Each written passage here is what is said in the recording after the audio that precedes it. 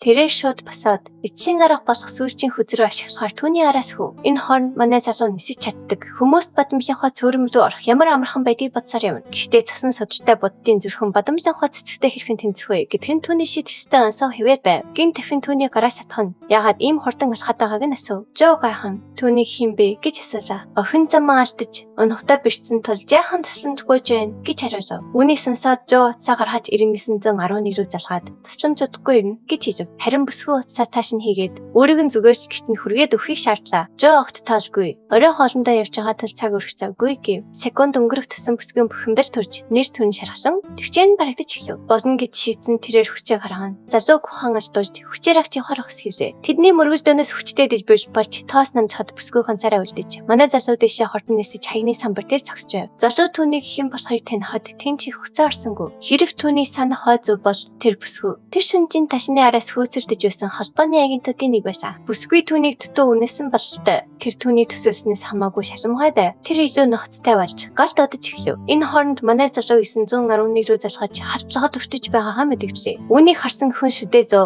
Учир нь цагдаа нар түүнийг халдсныг харуул хэн болох нь ирж хэрэгцээгүй анхаарч татахыг хүссэнгүй. Тэрээр дуртай дургүй цааш шалгаж энэ удаа зүгээр өнгөрөөж байгаагаа хэлв. Ингээд тэр нүднээс талдааруу. Залуу санаа амарч доош өсрөн буулаа. Тэрээр ямар ч гинт хэрэг үйлдэггүй байхад ягаад холбоо түүний араас хөөцөлтөд байгаа санирсан хിവэр байв. Тэр үүнийг бодож байтал өөрийг нь жин ташны хамсаатан гэж андуурсан байж магадгүй гэж гинт талхаад нарч ирв. Тэрээр найз лишүүн зугаа яран залхлаа. Найз нь уцаа аваад манай залуу өөрийн хүслээр залхсан дүнхээр гайхаж баярсан өнгөтэй байв. Гэрч манай залуу дэмий зүйл ярьж цаг үрсгүй. Шүүнд чухал зүйл хийж учраас хувийн нууц хоцроосхой хэлв. Хэсэг хугацааны дараа нөхцөл байдлыг тайлбарлахад шүүн түүний жин ташинтай таарсан гэдгийг сонсоод шоконд оржээ. Тэрээр жин ташин шиг домогт хүнтэй уулзахыг маш их хүсдэг. Тул ямар их хатаар хаж байгаагаа хэлв. Манай залуу найзтай гихцэн өшгөн сөдрийн тухай хэлээгүй зөв шийдвэр басан болтой. Тэгээгүй бол тэр баярсандаа галзуурах байсан биз. Ямартай ч шүүн цааш нь тайлбарлахдаа манай залуугийн хийсэн тодорхойлолтоор бас үүний ард хайнанууд байгаа гэдэгт бараг ихтэй байна гэв. Хайнанууд бол засгийн газрын ил тодорхойлцож чадахгүй зүйлсийг зөрчилдөг. Холбооны тусгай байгууллага гэж тэр тайлбарлав. Хайнанууд бол хэвсгийн бөгөөд үр дагаврыг нь үж харгалзан зорилготой хүрхийн тулд юу ч хийхээс буцахгүй гэж тэр хэрэглэв. Тэд холбоон залт гарсан учраас тэдний хайнанууд гэж нэрлэдэг байна. Эдгээр хайнануудтай тэмцэх нь үнэхээр хэцүү байх болтой. Манай залуу түүнээс өөрийг нь хугацаанаас өмнө коллежид оруулж өгч чадах уу гэж асуув. Тэрээр цааш нь хайнанууд буюу тусгай хяналтын албан маш хүчрхэгч хуульыг ил тод зөрчиж чадахгүй гэж тайлбарлав. Тиймээс тэд сансд коллежид илүү боломжтой байх болно. Шойнууны гайхалтай санаа гэж зөвшөөрөв. Эцсийн эцэстэн бол ангийн гэр бүлийн гацын нутаг гэдгийг манай залуу тоглоом шавламар санаалав. Хэрв тэр ангийн гэр бүлтэй хамт амьдруул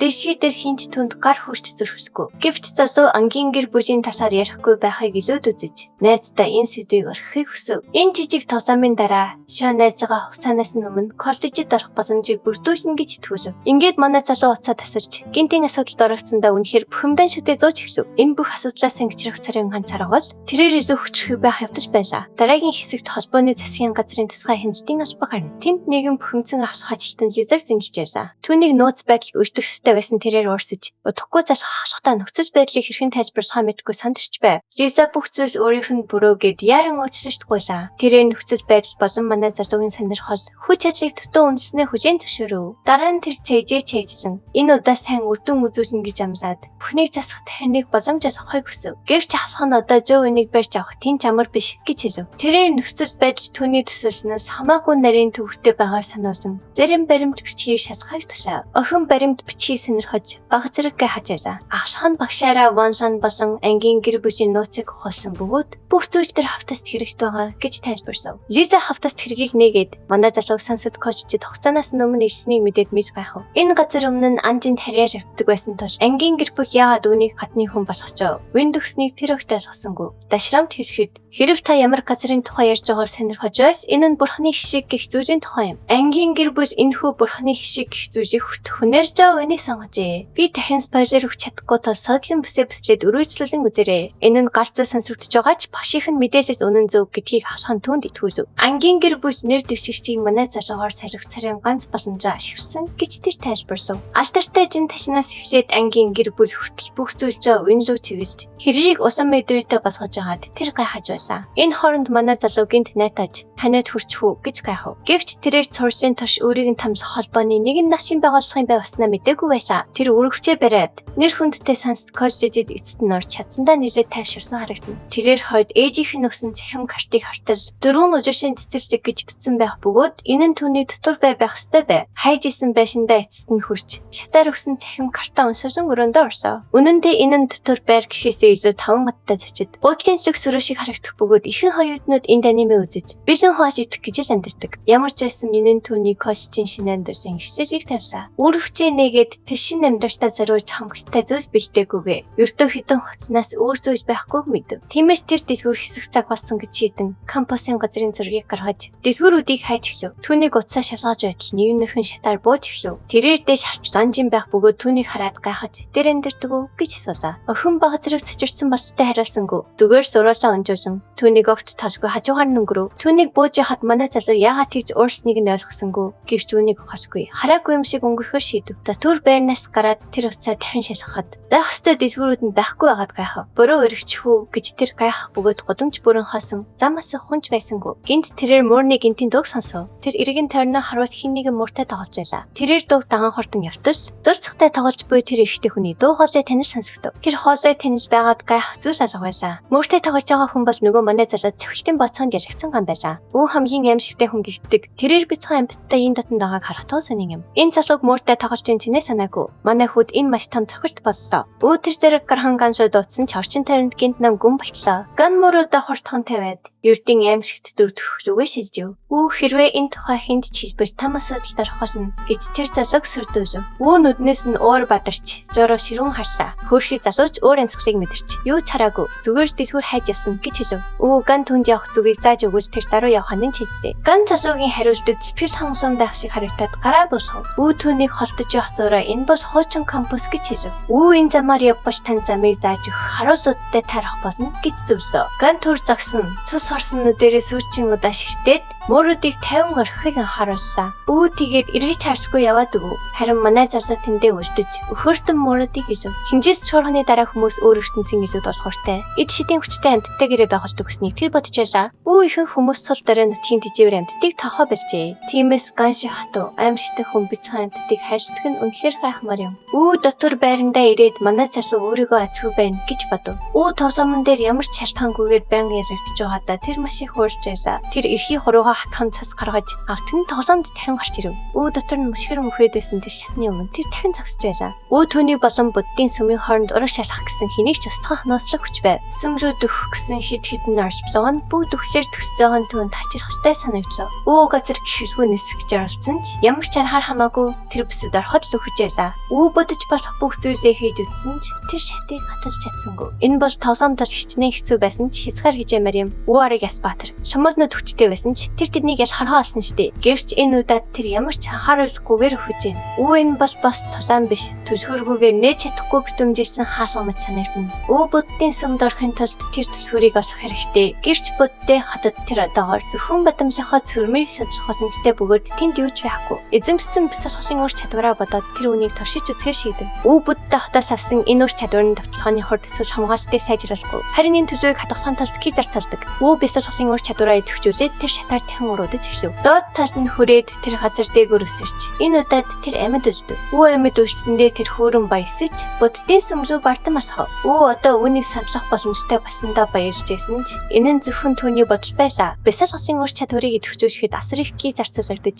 тэр асуудалд орох төхөө. Өө эцэст нь тэр дахин өхөж цасны автраа дутсан ч кин аян шиг хурдан дуусаж дахин бүтлгөөдөв. Үүртээ нарахгүй хуруугаа хатхан цас гаргаж автраа дахин дуудлаа. Өө энэ удаад ки сарагч бисээр аль болох хурдан гүйж гарахаар салиут юм шиг өртөв. Өө гэрч нөгөө талд хүрэхээсээ өмнө кигийн үзүүлэлтэн дахин дуусчлаа. Бууж өгөөжгүй хуруугаа хатхан тусал цас гаргав. Өө хүртэн буддийн сүм хүрэхэд хангалтгүй байгааг ойлгоод тэр оронд нь шомоолыг ашиглах талаар бодож эхлэв. Далавчаа идэвхжүүлээд өөртөө идэвхтэй болсон тэрээр энэ удаад чадна гэвчтэй идэвхтэй байлаа. Өө гэвч кин урд уртхаас илүү хурдан дуусахад түүний идэвхэл тэр дараа замхрав. Өө далавч хортыг нэмэгдүүл биш ч бисалхсын ур чадвартай хослуулахад гиг галзуу хурдаар сарж байв. 7 дугаар түвшний бисалхсын ур чадвараар энэ бүсийг хөтлөх боломжгүй. Тэр хүлээн зөвшөөрөв. Өө үлдсэн царай нарийн ганц сонголт бол илүү өндөр түвшний ур чадвар ашиглах байлаа. Үү хэрэгтэй зүйл болох байх гэсэн горилгоор Бадамжийнхаа цөмийг дахин судлахаар шийдэв. Яг явах гэж утсан дуурч аваад үзтэж Риан ярьчаалаа. Үү шин түүнийг Бадамжийнхаа цөм рүү ирж тавсалт үзхийг хийж. Үү сонирхсан залуу юу болж байгааг асуулаа. Шин зүгээр зурагшаа заахад манай залуугийн хойд ихч горил шиг биедээ хүний өдөөс зогсжээ. Үү тэр ирэхээр ойлгоно гэж нууцлаг хариуллаа. Үү түүнийг зогсож хад олон түмний донд шиврээ хийх чимээ сонсогдов. Тэр сургуульд эсвэсээ өмнө дамаг төвшөнд хүрсэн гэж хүмүүс ярьсан. Үү түүний өдөөс зогсож байгаа залуу бол 3 дахь төвшний дамагт тэмцүү байлаа.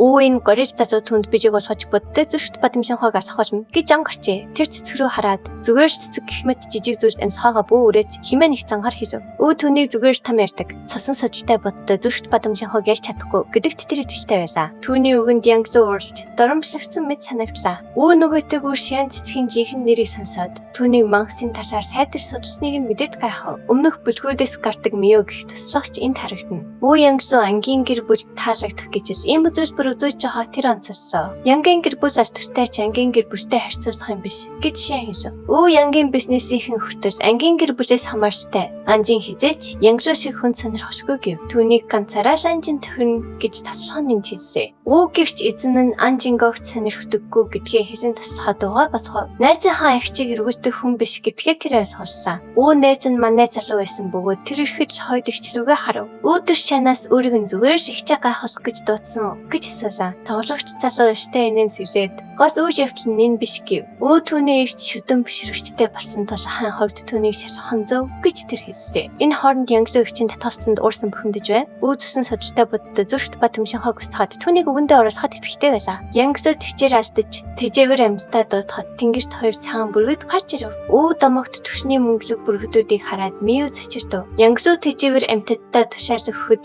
тэд Бадамжинхай руу хорцгав. Өө Бадамжинхайч зүгээр соосонгүй. Улаан лазер харуулж бүргэдүүдийн нэгийг онлоо. Ийм өчүүхэн заш түүний бүргэдүүдийг цагсааж чадахгүй гэж янгзуу нэрээ. Өө бүргэдүүд лазерыг саниулж эсрэг дайрт хийсэн нь мэг дахин гайхшруулв. Үдэн цэсний эдгэж төсвөртэй байгаа түүнийг алмаарууллаа. Өө домогт төвшнийхэн болохоор арахгүй юм. Өө боддод зөвхт Бадамжинхай таслагдах хэсэлтэй байгааг тэр ойлголоо. Гэвч манай залуу тиймж амархан бүтэхгүй тулаан дуусаагүй гэж хэлв. Өө бүргэдүүд дижбэг самардахад Бадамжинхай сэрч дижбэнүүд нь дижигтэн бүргэдүүд хурхаас өөр аргагүй болов. Цэцэг мангасууд руу хүдэн айн шигтэй харахад янгзуугийн нуруугаар хүйд та. Өө тэр өөрийнхөө чадлаас дасан зүйлтэй орцсноо ойлгосон бололтой. Өө шиан нунлын хувьд ихэнх Бадамжинхай амьтад сул дараа байдаг ч энэ бас огт үр төрх зүйл юм. Гэвч энэ сасуу горилла тэнцвэргүйгээр хурахад бэлэн биш бололтой. Тэрээр бүргэдүүдээ галцуу галт араат нүд болгон хоригсон Фениксийн хойд дүр гэлтэй харагдана. Тэд галт дүрээрээ Бадамжинхай цэцэг рүү завшгаа мэд хургааг дайрч алтан хөмсөөр чадвараа ашиглав. Гэвч цэцэг улаан хөрөн бамбан ард хортон нугдаж Фениксүүдийг их хэмжээний хурл очруулахаас өмнө зогсоолоо. Цэцэг бүр хамгаалалтын тулааны үндсэн ур чадвартай байхыг хараад горил мэл гайхав. Гэвч яг энэ үед тэрээр цусан бамбайн зөвхөн өөрийнх нь нэрийн тойронд дах дайрчдыг хамгаалтыг анзаарчээ. Тиймээс тэрээр цэцгийг Фениксүүдээрээ саадуулж байх хооронд өөр нэг галт бүргэдийг хамгаалдаггүй байгаа дээрээс нь тавтлуулахаар илгээ. Манай хүү гориллог дээрээс тавтлах гэж байгааг хурдан ухаарав. Энэ нь түнд өмнө нь тоглоом дээр мангас түүнийг дээрээс нь зархиж исэн дурсанжий санаалав. Тэрээр үнийг жинхэнэ хав химээ хашгирсан ч гориллог юу хийснийг нь ойлгохоос өмнө бүрдэн Бадамжинхай цэцгийн амлуу хэдий хүчжээ. Хурд шүдтэй мангасын аврах том ангаж нэхэн хормын дотор галт бүргэдүүдийн нэгийг нь ганц хацтаар зархиж архив. Цэцэг орой хоолндоо шарсан шувуу эзнийхээ дараа сэтгэл хангалуун гихчин ихрэв. Үзэгчид энэ аимшигт дүр зургийг хараад алмарсан бөгөөд Янсуу үндтэй бүргэдүүдийн нэгийг ганцхан цавчтаар алчилаа. Янч яг юу болсонд гайхаж хоцров. Тэрээр үлдсэн сүүлчийн туслахаа хурдан буцааж дуудсан бөгөөд одоо түн зөвхөн бухимдтай шүдээ зогож үлдлээ. Яг энэ үед тэр залуу манай хүү рүү их цантай алхасаар ердийн хөрөө томорсон шинжтэй дээрээс нь харан зогсов. Тэрээр манай хүүг үүний хох байсныг яаж мэдсэнийг гайхан асуув. Жо тоглоомон дээр энэ мангастай хэдийн төрөлдөжсэн нууцаад ирж болохгүй штэ. Гэвч азармын дундуур нь орж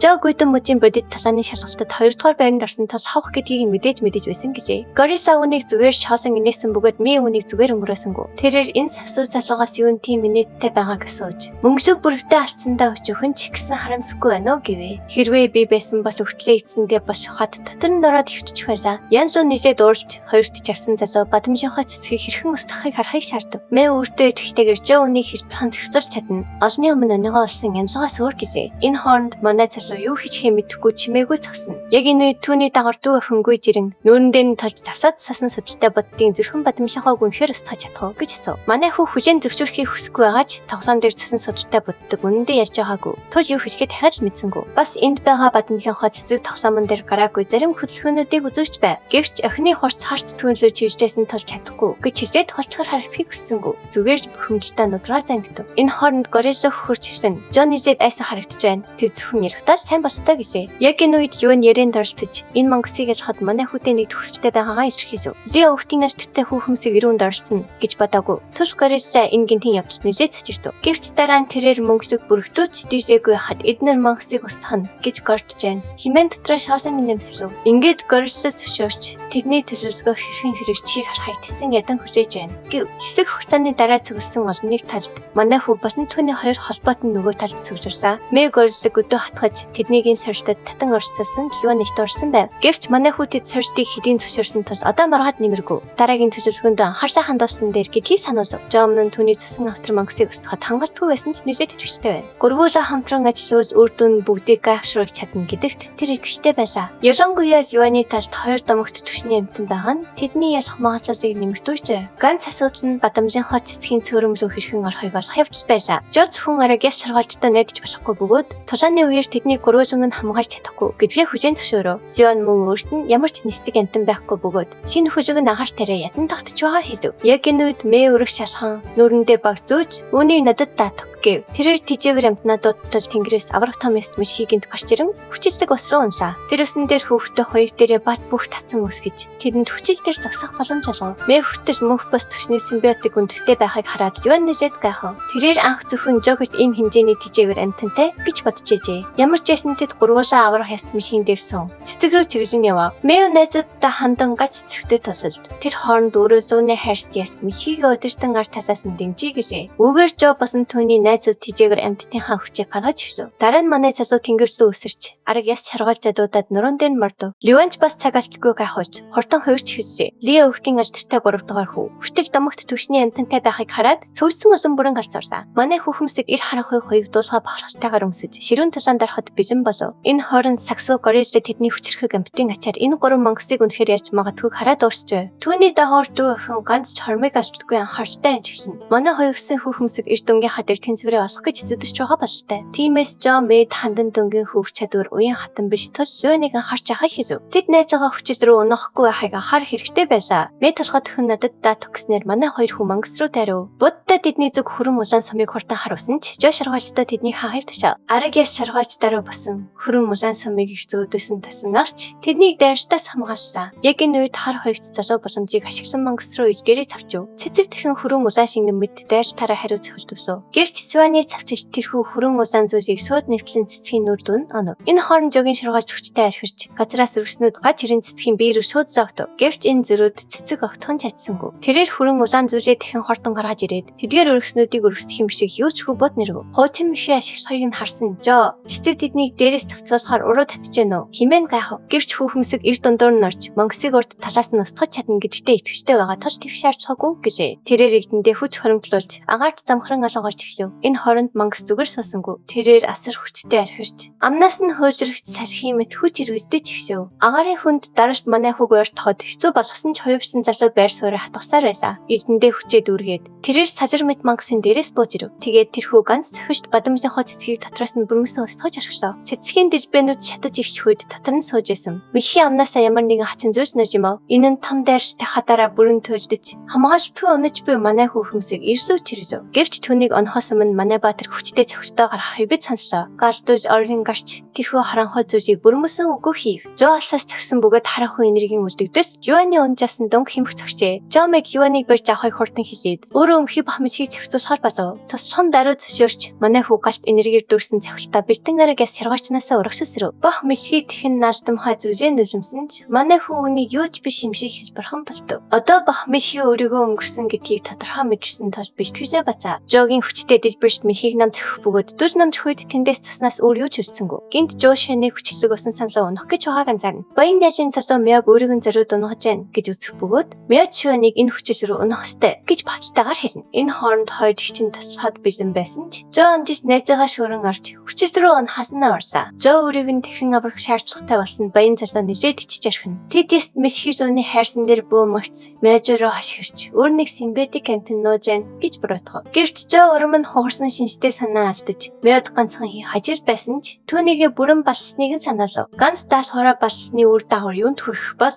Гол Баатрыг урд өмнө мдээгүй сорьж түжээж байна. Дараагийн хэсэг чийдвэр сөхөж байна. Дараагийн хэсгийг бусдаас төрүүлж хамгийн ихэнд үсгийг хүсвэл дэлгэцэн дэх төрийн банкны данслал 5,000 төгрөгийн хандив хийгээрэй. Тэгвэл дараагийн хэсгийг тань нэг даруй гаргаж өгье. Таашаагдсан бол лайк тарч сувоглон мэн заавал бүртгүүлээрэй.